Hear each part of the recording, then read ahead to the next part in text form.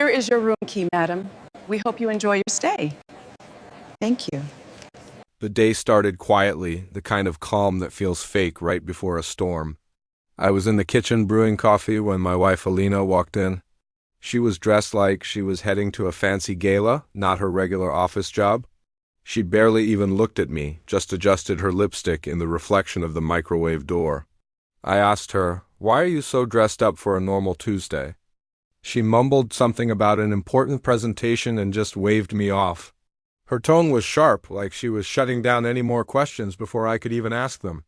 Just then, her phone buzzed.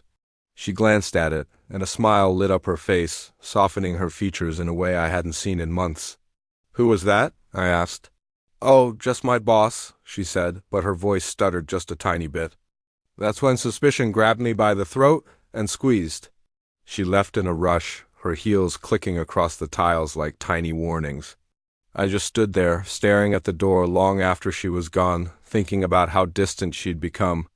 That night she came home late. She smelled like cologne, and it definitely wasn't mine. When I asked where she'd been, she said, "Team dinner," without even meeting my eyes. I told her I wanted honesty, not some recycled excuse. That's when she snapped at me, saying I was paranoid and needed to trust her more. Then she stormed upstairs and locked herself in the bathroom. The next morning, she didn't kiss me goodbye. She didn't even look back as she walked out the door. Something inside me twisted, and I knew right then I needed answers. I checked our shared calendar on my phone and saw an entry she hadn't mentioned. Hotel, project meeting, my heart just sank. Around noon, I drove to the address on the calendar, telling myself over and over that it probably meant nothing. The hotel was one of those upscale places, the kind people use for secret business deals or ... secret sins. I parked across the street and just waited, my palms sweating. 10 minutes later, Alina walked out. She was with her boss, Marco. They were laughing, sharing a moment that felt far too intimate for colleagues. As they stepped onto the sidewalk, his hand brushed her lower back. She didn't pull away. I felt like the air had been punched out of my lungs. I walked toward his car, still talking way too closely for my comfort.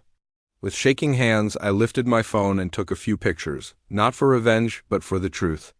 I needed proof that I wasn't just going crazy. That night, she came home cheerful, acting like nothing had happened.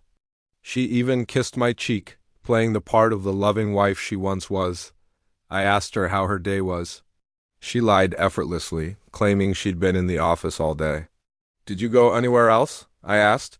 She froze for just a split second before insisting she hadn't. I didn't confront her right away. I wanted to see how far she would take this lie. For the next 2 days, she was extra sweet, extra attentive, extra fake. She cooked my favorite dinner, folded the laundry, even brought me coffee while I worked. It's funny how guilt can disguise itself as generosity when people think they're about to be caught. On the third night, she came home late again, her hair a little messy, her whole mood glowing. I asked, "Did you enjoy your team dinner?" She said yes, then asked why I sounded so sarcastic. I looked her straight in the eye and said, "I know you weren't at the office earlier this week." Her face went pale instantly. She stammered, "I can explain everything." "Good," I replied. "Because we really need some clarity." That's when I showed her the photos. She snatched them from my hand, stared at them, and then started to cry. But these weren't tears of regret for what she'd done. They were the tears of someone who'd just been caught. She kept saying, "It's not what it looks like," I told her. "It looks exactly like what it is." She claimed she was confused, unhappy, and lonely that Marco listened to her in ways I didn't.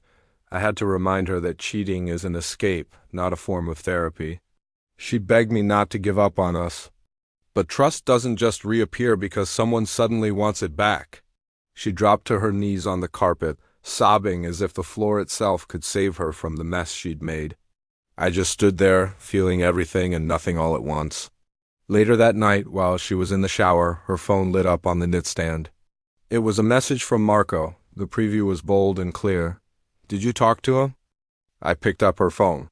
My fingers moved before my brain could stop them. I typed back a simple reply, "Yes, he knows everything." His response came back almost instantly, "Then it's over. Don't contact me again." When she came out of the bathroom, I handed her the phone without a word. She read the messages, and it was like watching her deflate. She collapsed onto the bed and whispered, "I didn't know he'd just abandoned me." I looked at her and said, "That's the thing about people who cheat. They cheat everyone eventually." She asked if I could forgive her. I told her that forgiveness isn't a gift you can demand after you've burned down the only bridge you have to cross. The next morning, I packed a bag.